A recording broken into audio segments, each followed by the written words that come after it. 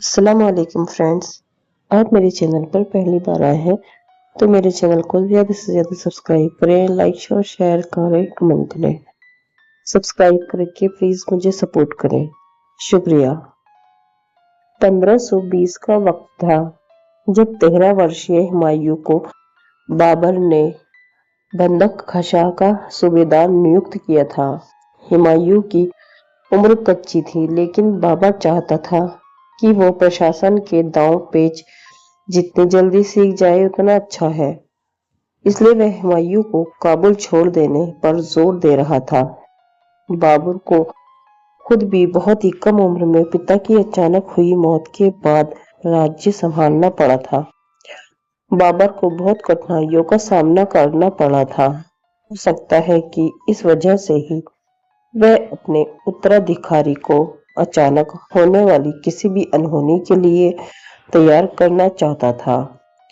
हुमायूं अपनी मां माहम बेगम का एक मात्र पुत्र था, इसलिए माहम उसे इतनी जल्दी खुद से दूर अकेले नहीं जाना देना चाहती थी। लेकिन बादशाह का आदेश था, इसलिए हुमायूं को जाना पड़ा। माहम और बाबर दोनों ही हुमायूं को बद बदकशा तक छोड़ने गए और एक लंबा समय उसके साथ गुजारा ताकि वे नए माहौल में ढल सके। यह घटना आपको इतिहास की किताबों में एक लाइन में इस तरह से सिमटी मिल सकती है कि 13 साल की उम्र में हुमायूं को बदख्शां का गवर्नर बनाया गया। लेकिन इस घटना के भावनात्मक पहलू को हम जान सके क्योंकि यह घटना एक महिला इतिहासकार द्वारा कलमबद्ध की गई है। बहुत सारे समय अन्य विषयों के साथ ही मध्यकाल में इतिहास लेखन में भी पुरुषों का एक अधिकार रहा है, लेकिन इतिहास के आईने में एक महिला इस वर्चस्व को तोड़ती दिखाई देती है और वह मुगल बादशाह बाबर की बेटी गुलबदन। खुशकिस्मती की बात है कि गुलबदन को पहचानने के लिए बाबा बाबर हुमायूं या फिर अकबर के नाम तक की भी कोई जरूरत नहीं, क्योंकि गुलबदन बेगम अपने ऐतिहासिक संस्मरण हुमायूंनामा की लेखिका के तौर पर इतिहास के जानकारों के बीच एक जाना पहचाना नाम है। मुगल बादशाह बाबर की 7 पत्नियां थी। गुलबदन बेगम बादशाह बाबर और उसकी छठी पत्नी दिलदार बेगम की पुत्री थी। उनका जन्म 1523 ई के आसपास हुआ था। दिलदार बेगम यूं तो गुलबदन बेगम की जैविक मां थी, लेकिन उसका लालन पालन बाबर की चौथी पत्नी और मुख्य बेगम माहम, जो कि हुमायूं की मां थी, द्वारा किया गया। 1519 में जब बाबर बाजोर पर आक्रमण के लिए भारत में था, तब उसे खबर भेजी गई कि उसकी पत्नी दिलदार बेगम गर्भवती है। इस खबर के साथ ही बाबर को उसकी प्रमुख बेगम माहम बेगम का एक खत भी मिला, जिसमें बाबर से आग्रह किया कि मेरे भाग्य से चाहे वो लड़का हो या लड़की, इस बच्चे को मुझे दे दीजिए। मैं उसका पालन पोषण अपने बच्चे की तरह करूंगी। माहम बेगम अपने 4 बच्चों को खो चुकी थी। उसका एकमात्र पुत्र हुमायूं जीवित था। हो सकता है कि इस बाबर बच्चे को गोद लेने के उसके इस प्रस्ताव को मान गया हो। समय आने पर दिलदार बेगम ने एक पुत्र को जन्म दिया, जिसको 3 दिन की उम्र में माहम को गोद दे दिया गया और उसके 4 साल बाद गुलबदन बेगम पैदा हुई। उसको भी माहम बेगम ने 2 साल की उम्र में गोद ले लिया। बाबर अपनी तुजुक और गुलबदन अपने संस्मरण में दिलदार बेगम के बारे में ज्यादा चर्चा नहीं करते, इसलिए इस घटना के बारे में इतिहास में हमें कहीं भी दिलदार बेगम के पक्ष का पता नहीं चलता है।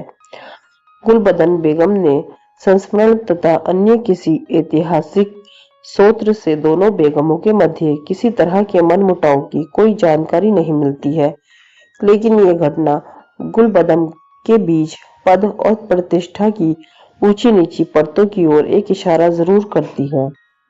बाबर की मौत के समय 8 साल की गुलबदन बेगम अपनी मां दिलदार बेगम के पास लौट आई और दोनों शहजादा हिंदाल के साथ रहने लगी।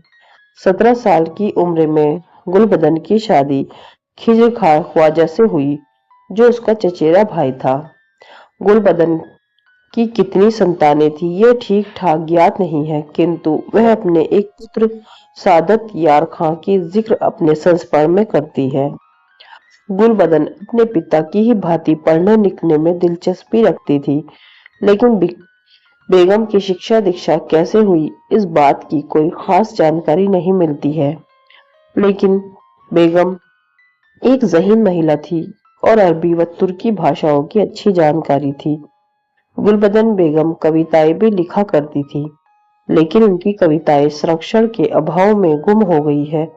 उनका लिखा केवल एक शेर उपलब्ध है, जिसे मीर मेहंदी शिराजी की किताब तज़किर तुलख्वातीन में जगह मिली है। अकबर के शासनकाल में गुलबदन बेगम ने हुमायूं नामा लिखा। जब अकबर ने बाबर और हुमायूं से जुड़े लोगों को उनसे जुड़े संस्मरण लिखने को आदेशित किया। 53 साल की पक्की उम्र में बेगम ने अपनी याददाश्त का यह नायाब नमूना दुनिया के सामने रखने की शुरुआत की। बेगम को किताबें जमा करने का शौक था। उनके संग्रह में बहुत सी दुर्लभ और कीमती किताबें थी। हुमायूं नामा की तैयारी 9 प्रतियों में से एक प्रति बेगम को उनके निजी संग्रह के लिए दी गई थी। मुगल काल पर कतई तत्कालीन इतिहासकारों ने पुस्तकें लिखी है।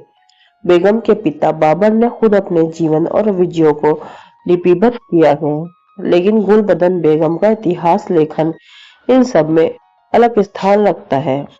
पुरुषों द्वारा लिखी गई सभी पुस्तकें वे चाहे बाबर की तुजुक ही क्यों न हो, राजनीतिक दावेदारियों, युद्ध और जीत की रणनीतियों से भरी है। इसके बनिस्बत गुलबदन बेगम ने घरेलू वातावरण के झरोखे से मुगल सत्ता के इतिहास को लिखने की कोशिश की है। उनका लिखा हुआ स्मृति और इतिहास के बीच एक मध्यम रेखा से विभाजित होता है। बेगम केवल विजय की बात नहीं लिखती, बेगम उस समय का वर्णन भी खूब करती है जब बादशाह युद्ध पर जाता है और कई वर्षों तक उसकी कोई खैर खबर नहीं मिलती। विजय के पैगाम पर हरम की क्या प्रतिक्रिया होती है। बादशाह की मौत का भावनात्मक पहलू केवल बेगम को पढ़ने वाले ही जान सकते हैं। बेगम के लेखन में तिथियों के उल्लेख का अभाव है, लेकिन इससे मुगल परिवार, उनके बीच के आपसी संबंध, संस्कार, मुगल महिलाओं की स्थिति आदि के बारे में गहन जानकारियां हासिल होती है। संक्षेप में कहे तो एक स्त्री की नजर से मुगल राज्यस्था को देखने में बेगम की पुस्तक मददगार है। गुलबदन ने अपना बचपन पिता बाबर के शासनकाल में काबुल और हिंदुस्तान में बिताया। जवानी में वह हुमायूं के अच्छे बुरे दिनों की साक्षी रही। इन दोनों के शासनकाल की हर आम और खास घटना के राजनीतिक पक्ष के साथ साथ भावनात्मक पक्ष को भी बेगम ने बहुत खूबसूरती से उकेरा है। दुर्भाग्यवश हुमायूं नामा की केवल एक अधूरी पांडुलिपि उपलब्ध है, जो ब्रिटिश म्यूजियम में सुरक्षित है। इसमें हुमायूं के 1553 तक के शासनकाल का वर्णन है। गुलबदन ने अपने जीवन के अंतिम वर्ष अकबर के शासनकाल में सुखपूर्वक व्यतीत किए। सलीम के विद्रोह के वक्त बेगम ने अकबर से सलीम के साथ माफी की दरख्वास्त की थी। 1603 की फरवरी में बेगम को ज्वर आया और वह कुछ अचेत सी हो गई। तब अकबर की मां हमीदा बेगम, जो उनके साथ थी, आंख बंद पड़ी।